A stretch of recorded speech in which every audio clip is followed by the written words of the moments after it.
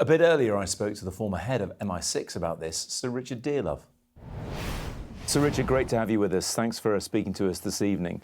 The first question is, how concerned are you by this Russian incursion, another incursion by this boat into British waters? Well, it's a continuation of a pattern of activity. Maybe this is a slight escalation given that it occurs close to the UK. Most of the incidents have been continental. Well, the Russians think they're at war with us, in a manner of speaking. I mean, grey warfare. I don't think we think we're at war with them. But, I mean, that means they're prepared to take a significant level of risk and do things which are quite hostile, quite provocative. Yeah, it seems it's very provocative. Not only are they coming into British waters with a boat that's done that kind of thing before, the Yantar, but also, it seems, shining lasers at RAF jets that are there to monitor what they're doing. Is that a significant escalation?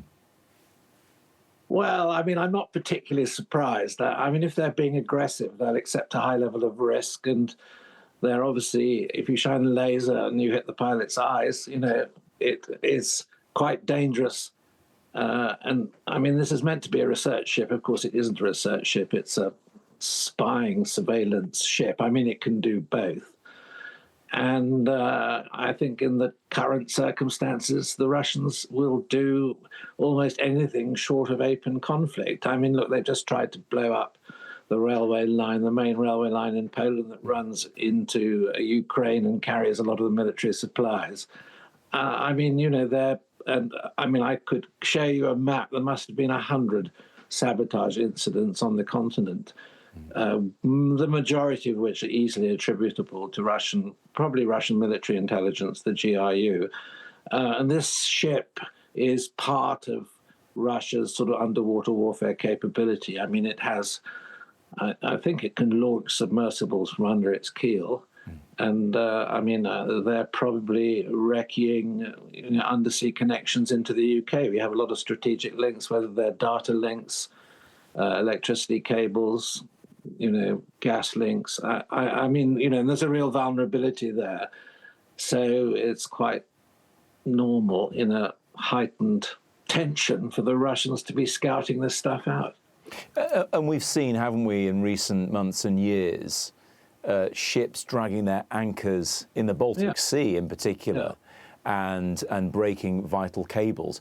But when you think about how those things get repaired, because they're vitally important, it seems to be solely in the hands of private companies. Does the UK have the ability, the UK state have the ability to get us back on our feet should something like that happen to us? I think it probably does. I mean, a lot of critical national infrastructure is in private hands. And I mean, that's the system that we use. And I think that the capabilities are available, and obviously in an emergency they would come under government control, even if they're done by private contractors. I mean, I remember several years ago visiting my daughter who lived in the Shetland Islands, and the day I arrived there, the main cable to the Shetland Islands was cut. I mean, people said it was a fishing accident, but if you talk to anyone on the Shetlands, it wasn't a fishing accident at all. And it was mended pretty quickly by a private contractor. And of course, it was the only internet cable into the island. So it was a pretty vital link. In terms of the British response, there'll be people watching this thinking, well, you've got to fight fire with fire. You've got to punch the bully on the nose, if we were talking sort of playground politics here.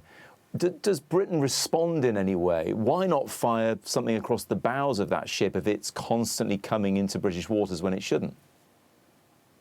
Well, I'm not sure exactly how far offshore it is, and I haven't seen the details of that. I mean, I don't think we're going to be inclined to escalate the conflict unnecessarily. We can act tough. And I'm sure there's as far as I recall, there's a frigate tracking it, and the frigate will probably, I mean, if it came in too close, I think they would be very aggressive. Maybe they would fire a warning shot, or maybe they would, cut it off in such a way as to get it to change course. But I think there's a reluctance on the UK side to escalate and to have an unnecessary confrontation. it's much better to sort of broadcast a warning. And I think it's quite clever of John Healey to stand up, and make a public display of our knowledge. I mean, normally these things don't get into the press, and they happen quite often. But I think it's a good idea now to start sensitizing people to the idea that the Russians are behaving aggressively. I mean, I've said this at speeches going back 3, 4, 5 years to try to wake people up to the fact that there is a problem. I mean, it's escalated since February 22, since the full invasion of Ukraine. And of course, the Russians see us as one of Ukraine's primary supporters, so they're going to make life difficult for us if they can. You talked about John Healey announcing this, but up to this point, has there been complacency, do you think? The other context of this is in MPs' select committees saying that Britain and its other protectorates can't defend themselves right now. We don't have the capability. Well, that's a much, much larger problem. Yeah. And I mean, we do have a major problem in that, we've run down the defence budget. We've cut the size of the military. We've underinvested in national security. And we're now scrabbling to catch up. And I mean, John Healey, I think, talks a good talk. I'm a bit worried about the broader attitude of the government, because I think they should be prioritising defence spending now, sort of as an equal urgency with something like the National Health Service. The security of the nation is the primary responsibility of the government. And they have said they're going to increase spending. They're going to increase the proportion of GDP.